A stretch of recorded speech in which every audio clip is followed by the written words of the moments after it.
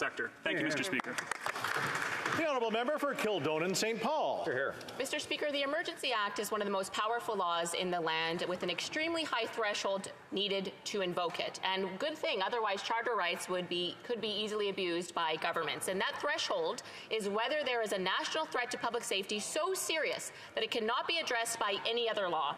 And yet we well know that there are many existing laws that can address illegal blockades of critical infrastructure, Mr. Speaker, obviously.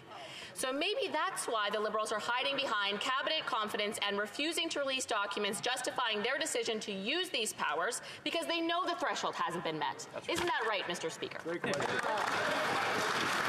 The Honourable Minister of Emergency Preparedness. Thank you very much, Mr. Speaker. When this country was faced with very real threats to critical infrastructure, our vital supply lines, and the incredible disruption that was taking place right out here in the streets of Ottawa, our government did what was necessary and required to deal with that situation through the invocation of the Act. Mr. Speaker, and today I want to advise this House that today the government is fulfilling its statutory requirements in appointing Justice Paul Rouleau as the Commissioner of the Public Inquiry into the circumstances of this Act. Mr. Speaker, we will do what is required, and we will do it in the right way. Kildonan St. Paul. Mr. Speaker, that inquiry will be useless unless they waive cabinet confidence and allow Canadians to know the whole story.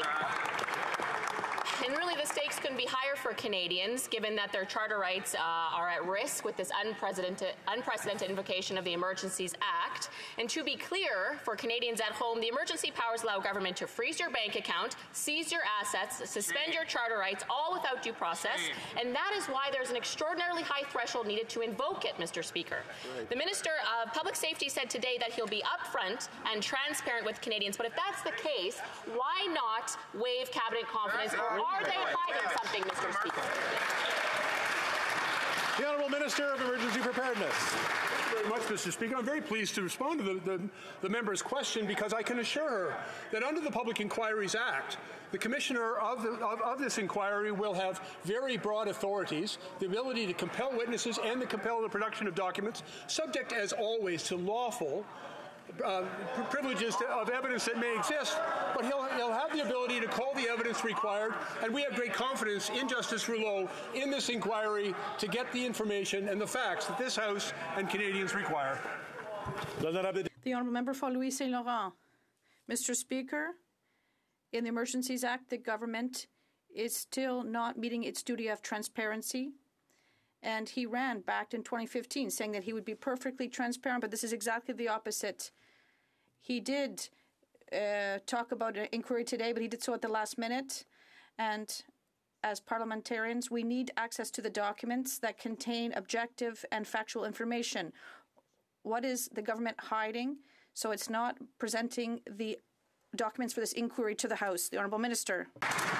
Thank you very much, Mr. Speaker. And as the member will probably be aware, Section 63 of the Emergencies Act actually requires that the government within 60 days call a public inquiry, and we have fulfilled that requirement of the Act. We've also fulfilled the requirement by directing the public inquiry to conclude and report back to this House by February 20th, 2023. We have provided under the Inquiries Act with the Commissioner with all of the authorities that he requires to compel witnesses and to compel the delivery of documents to enable him to do this work, and he will have access to the documents he requires, even classified documents, subject to appropriate limits on privilege that may exist. The Honourable Member for Louis St. Laurent.